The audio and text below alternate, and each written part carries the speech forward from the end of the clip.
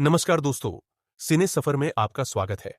दोस्तों, सनी देओल की much awaited movie Jat release हो चुकी है, जिसे मेजॉरिटी में पॉजिटिव रिस्पांस मिला और मास ऑडियंस के बीच यह फिल्म खूब सेलिब्रेट की जा रही है।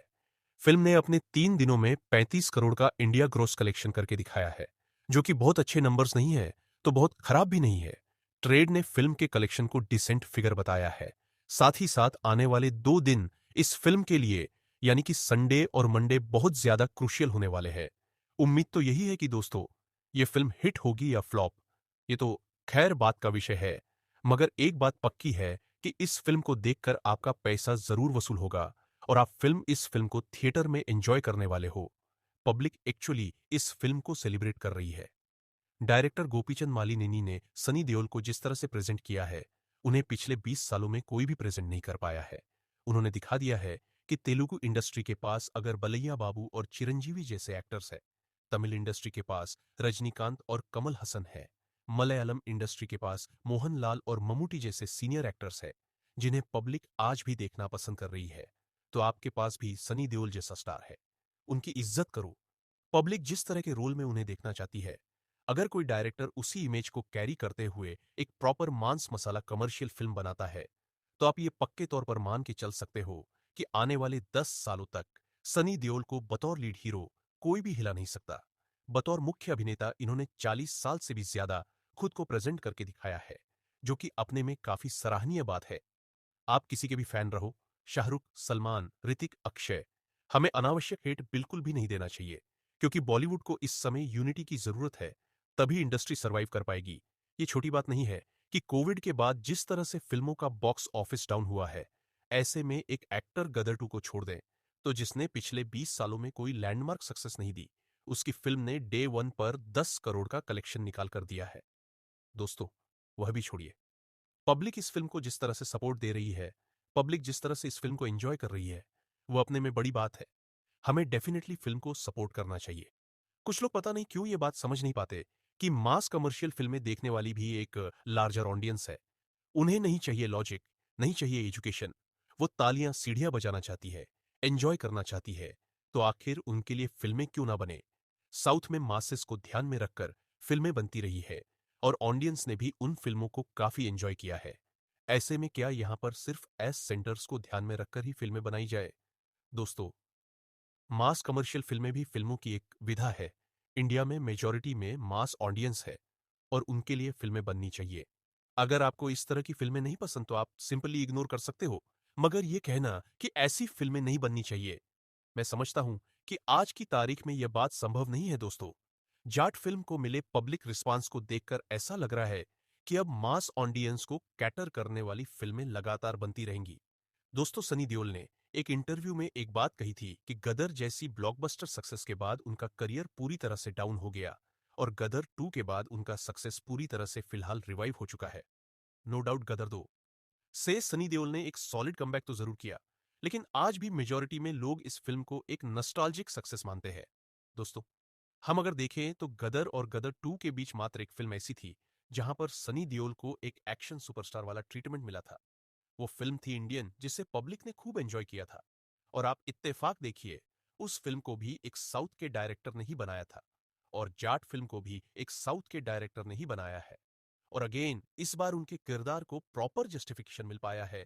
68 की एज में इस एक्टर की जो एनर्जी है, जो डायलॉग डिलीवरी है, उस पर सवाल नहीं उठाए जा सकते। इनसे बड़ा एक्शन हीरो फिलहाल हमारे पास नहीं है। सनी देओल की पर्सनालिटी ऐसी है कि यह लार्जर देन लाइफ इमेज को बहुत अच्छे से कैरी करते हैं। ये अगर पर्दे पर 10-10, 20-20 लोगों को भी मारते हैं, तो वह भी पूरी तरह से कन्विक्सिंग लगता है। हम मान चुके हैं कि ये एक्टर हैंडपंप उखाड़ सकता है, ये एक्टर पंखा भी उखाड़ सकता है, साथ ही साथ यह हाथ को भी उखाड़ के रख सकता है। हमें डेफिनेटली सनी देओल को एप्रिशिएट करना चाहिए। 68 की उम्र में इस तरह की इमेज को कैरी करने वाले हमारे पास बहुत ही कम एक्टर्स हैं। शायद आगे भी हमें इस तरह के एक्टर्स देखने को नहीं मिलेंगे। यह है असली एक्शन सुपरस्टार। दोस्तों, सनी देओल ने 1983 में बेताब फिल्म से एज अ रोमांटिक हीरो अपना डेब्यू किया। हालांकि अर्जुन, डकैत, घायल, घातक, दामिनी, जिद्दी, बॉर्डर और गदर जैसी फिल्मों से यह 90 के दशक के एक बड़े सुपरस्टार और एक बड़े एक्शन हीरो के तौर पर पूरी तरह से स्टैब्लिश हो चुके थे। ये अपने समय के सबसे ज्यादा फीस लेने वाले एक्टर थे। साथ ही साथ इनकी फिल्में सबसे बड़ी ओपनिंग भी लेती थी। हालांकि साल 2001 की गदर एक प्रेम कथा के बाद इस एक्शन सुपरस्टार की फिल्मोग्राफी में हमें एक मेजर डिक्लाइन देखने को मिलता है।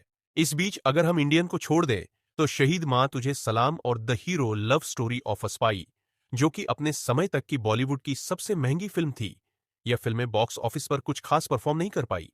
आने वाले कुछ सालों में सनी देओल का ग्राफ पूरी तरह से गिर गया। हालांकि अगर कुछ नहीं गिरा तो वो थी ठसक फिल्मों में लीड हीरो बने रहने की। इनके जितने भी समकालीन एक्टर्स थे, फिर चाहे वो संजय दत्त हो, जैकी श्रॉफ हो, अनिल कपूर हो, या फिर इनके सीनियर एक्टर मिथुन चक्रवर्ती, या फिर इनसे जूनियर गोविंदा और सुनील शेट्टी जैसे एक्टर्स, इसमें कोई शक नहीं है कि इन एक्टर्स ने भी अपना एक बड़ा मुकाम बनाया है। मगर पॉइंट यह है कि ओवर द पीरियड जब इनकी फिल्में बॉक्स ऑफिस पर चलना बंद हुई, तो ये धीरे धीरे side actor, supporting actor, villain वाले रोल, और यहां तक कि कुछ एक्टर्स ने तो हीरो के बाप वाले रोल भी प्ले करने शुरू कर दिए। मगर सनी देओल ने ऐसा नहीं किया। इन्होंने 20 सालों तक फ्लॉप पर फ्लॉप फिल्में डिलीवर करी, जिनकी संख्या तकरीबन 2 दर्जन के करीब थी। लेकिन इसके बावजूद ये फिल्मों में सिर्फ लीड एक्टर के तौर पर ही काम करते रहे।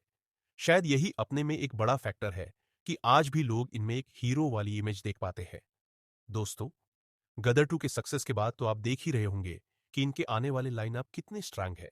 अगर जाट, जिसका word on off mouth actually काफी स्ट्रांग है, अगर ये फिल्म बॉक्स ऑफिस पर अच्छा परफॉर्म कर जाती है, तो इसके बाद लाहौर 1947 भी बॉक्स ऑफिस पर कुछ खास परफॉर्म जरूर करके दिखाएगी। इवन इस फिल्म को लेकर तो जावेद अख्तर साहब ने कहा है कि ये एक ऐसी फिल्म होने वाली है जो मासेस से लेकर क्लासेस के बीच में भी अप्रिशिएट की जाएगी। मैं आपको बताता हूं, एक पिक्चर आने वाली है जो चाहे मल्टीप्लेक्स हो और चाहे ऑडियंस हो, सिंगल उसमें वो पिक्चर चलेगी और लोगों को पसंद आएगी। वो पिक्चर इस वक्त ये बना रहे हैं, आमिर खान का प्रोडक्शन है और डायरेक्टर राजकुमार संतोषी के साथ घायल, घातक, दामिनी के बाद ये उनका चौथा कोलाब्रेशन होने वाला है। इसलिए इस फिल्म को लेकर एक्सपेक्टेशन काफी हाई है।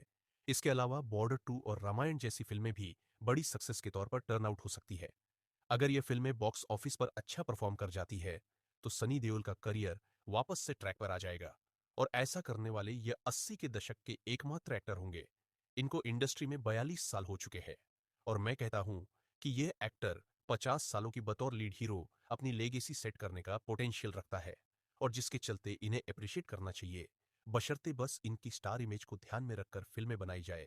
संजय दत्त और सुनील शेट्टी को ध्यान में रखकर भी बढ़िया प्रोजेक्ट बनाए जा सकते हैं। ये वो एक्टर है जिनकी मासर्स के बीच अच्छी खासी पहुंच है, इनकी फेस वैल्यू है, और अगर इनको ध्यान में रखकर एक बढ़िया फिल्म बनाई जाती है तो मार्स इन फिल्मों को देखने के लिए डेफिनेटली थिएटर आ सकती है। वैसे जाट फिल्म आपको कैसी लगी, आप नीचे कमेंट सेक्शन में जरूर बताइएगा। वैसे सनी पाजी ने सिर्फ एक सॉरी के लिए कैसे रणदीप हुड्डा की लंका लगा दी, इसे देखने में काफी मजा तो जरूर आई थी।